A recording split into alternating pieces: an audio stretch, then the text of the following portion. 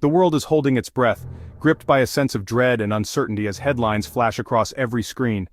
In homes, cafes, and public squares, people gather in anxious silence, their eyes fixed on the unfolding crisis. The Middle East, a region long marked by tension and fragile peace, has now erupted into open conflict. Explosions light up the night sky, and the sounds of air raids echo through once bustling cities, shattering any illusion of normalcy. The long-feared war between Israel and Iran is now a grim reality. Decades of covert operations and shadow warfare have given way to direct confrontation, with both nations unleashing their military might in a conflict that threatens to spiral out of control.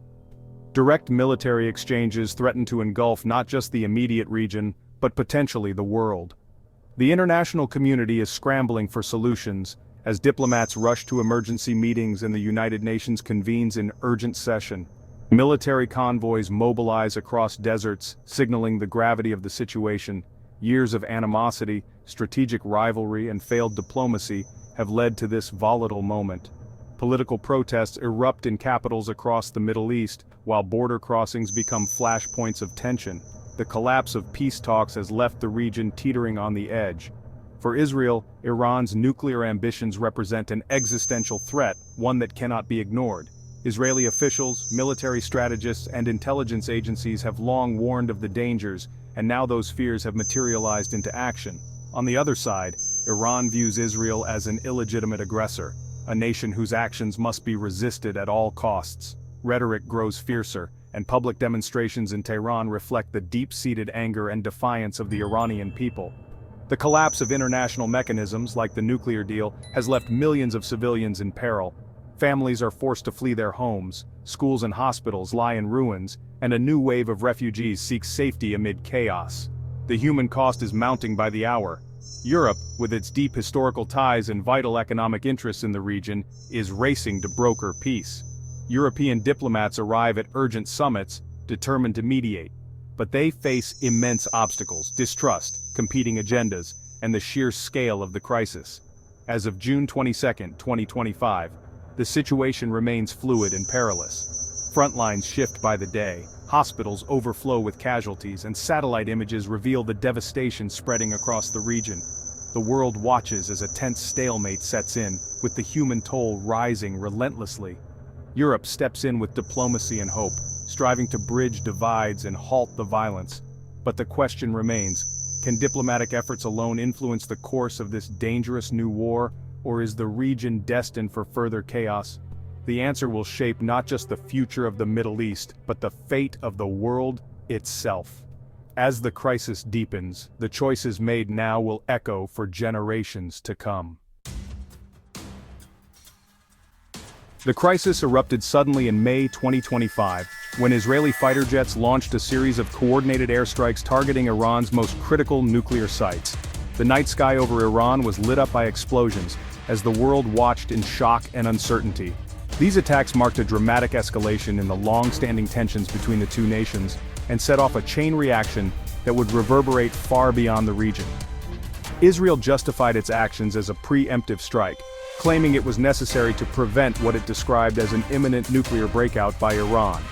Government officials addressed the nation and the world, insisting that the operation was a matter of national survival and security. Iran's response was swift and fierce. Within just 48 hours, Iranian forces launched a barrage of ballistic missiles and drones, targeting Israeli military bases, infrastructure, and key urban centers. The attacks were intended to send a clear message: Iran would not stand by in the face of aggression. Israel's advanced missile defense systems, including the Iron Dome, managed to intercept many incoming threats. However, some missiles and drones broke through, causing destruction, civilian casualties, and widespread panic. Sirens blared as families rushed to shelters, and emergency responders worked tirelessly amid the chaos. The human cost was devastating on both sides. In Iran, families mourned the loss of scientists and civilians caught in the crossfire. In Israel, residents near Tel Aviv grieved for loved ones lost in the attacks. Funerals and memorials became a daily reality, deepening the sense of tragedy and loss. Daily life ground to a halt as fear and uncertainty gripped both nations. Streets in Tehran and Tel Aviv emptied, businesses shuttered, and people sheltered in their homes, unsure of what the next day would bring. The conflict's impact quickly rippled across the globe. Oil prices soared to record highs, financial markets plunged into turmoil, and international travel was severely disrupted as airlines canceled flights to the region. The threat to the vital Strait of Hormuz, a key choke point for global energy supplies, raised fears of a worldwide energy crisis. Naval forces from multiple countries began patrolling the waters, hoping to prevent further escalation. As violence intensified, thousands of families fled their homes, seeking safety across borders. The world braced for a new wave of refugees, adding to the humanitarian challenges already facing the region. The violence and instability threatened to derail fragile economic recoveries, both in the Middle East and beyond. Small businesses closed, shopping malls emptied, and economic uncertainty loomed large. In response, world leaders and diplomats rushed to convene emergency meetings. The United Nations Security Council held urgent sessions, and international negotiators scrambled to find a path to de-escalation before the conflict spiraled further out of control. As the world watched anxiously, the stakes had never been higher. The outcome of this crisis would shape not only the future of the Middle East, but the stability of the entire world. Europe launched a frantic diplomatic offensive after the attacks. The EU's foreign ministers convened in Geneva, aiming to broker a ceasefire and revive talks on Iran's nuclear program. French President Macron led with a bold proposal: immediate ceasefire, UN buffer zone, and renewed nuclear negotiations. But deep mistrust doomed the talks. Israel demanded total dismantlement of Iran's nuclear infrastructure and the right to act militarily, terms Iran rejected. Iran insisted on lifting sanctions and condemnation of Israel's strikes, seeing Europe's plan as biased. Without leverage or US backing, Europe's diplomats were powerless. The Geneva talks collapsed within a week. Europe's ambitions were left in tatters and the conflict simmered on. The limits of European diplomacy were laid bare. The war raged on, undeterred.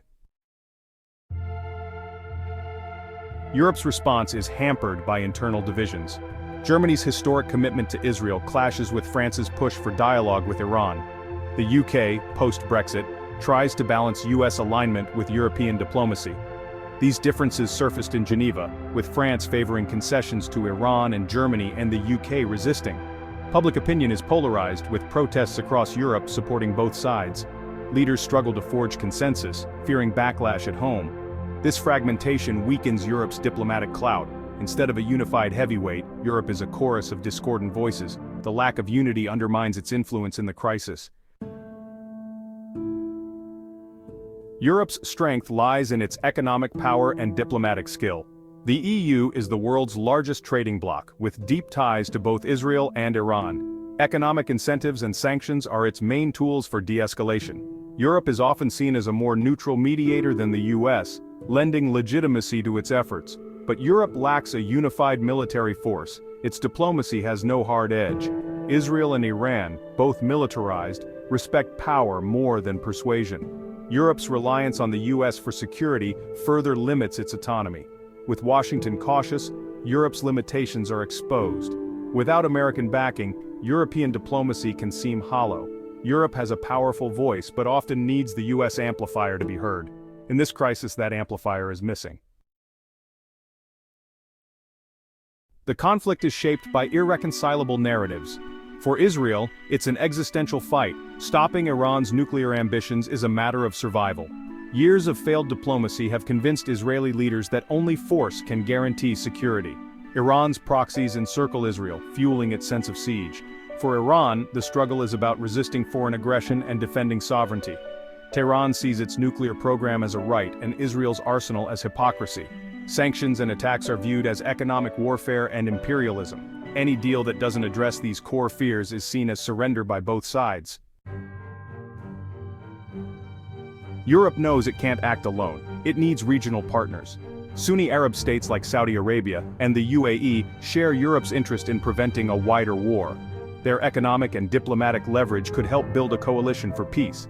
The Abraham Accords have aligned Gulf states and Israel against Iran. Qatar, with ties to all sides, could facilitate back-channel talks. But regional rivalries and mistrust complicate coalition building. Gulf states fear provoking Iran and being caught in the crossfire. Europe must convince them that inaction is riskier than coordinated diplomacy. Masterful negotiation is required to unite these actors. The stakes for the region, and the world are immense. The US remains the ultimate power broker in the Middle East. Its military presence and alliances shape the regional balance. Any European initiative needs at least tacit US support to succeed. The Biden administration urges restraint, avoiding direct confrontation with Iran. This creates a leadership vacuum Europe tries to fill, but always in Washington's shadow. Israel and Iran both calibrate their actions based on US signals. Only America can offer the sanctions relief or military deterrence needed for a breakthrough. Europe can facilitate talks, but sealing a deal requires US authority. Without American engagement, Europe's efforts risk futility. The paradox: Europe's success depends on a non-European power. Can Europe stop the Israel-Iran war? The answer is complex, certainly not alone and perhaps not even directly. The conflict is rooted in decades of hostility, deep-seated mistrust, and existential fears that run far deeper than any single negotiation or intervention can address. Both sides are driven by powerful emotions and historical grievances, making the path to diplomacy feel almost impossible. The stakes are nothing less than survival, and that makes compromise elusive. On the ground, every day brings new risks, new provocations, and a growing sense of uncertainty for ordinary people caught in the crossfire. Europe, meanwhile, faces its own challenges. Internal divisions among member states, differing priorities, and a lack of unified military strength all limit its ability to project power or influence outcomes decisively. While Europe is a global economic powerhouse, its military capabilities are modest compared to the major players in the region. Europe's greatest strengths lie in its economic influence and its tradition of negotiation. Yet these tools are often ill-suited to a conflict where both sides feel their very existence is at stake. Sanctions and incentives can only go so far when fear and distrust dominate the conversation. Still, Europe's role as a facilitator and bridge builder remains vital. Its diplomats are often the first to open back channels, to propose creative solutions, and to keep hope alive when talks stall.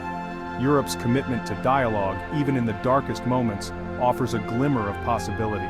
By keeping communication channels open and building broad coalitions, Europe provides an off-ramp, a way out, if and when the parties are ready to seek peace. These efforts may not make headlines, but they lay the groundwork for future breakthroughs. Ultimately, the path to peace will require more than European efforts alone. US engagement, regional unity, and a shared realization that war is unwinnable are all essential. Europe can encourage these conditions, but it cannot impose them. What Europe can do is nurture the fragile shoots of hope, supporting dialogue, offering humanitarian aid, and reminding all sides that peace, however distant, is still possible. The hope for peace is fragile, flickering in the storm, but Europe's patient, persistent diplomacy keeps that hope alive, even when the odds seem overwhelming. In the midst of a raging storm, the world looks to Europe, not for miracles but for steady hands and open hearts, hoping it can help steer the region away from disaster and toward a more peaceful future.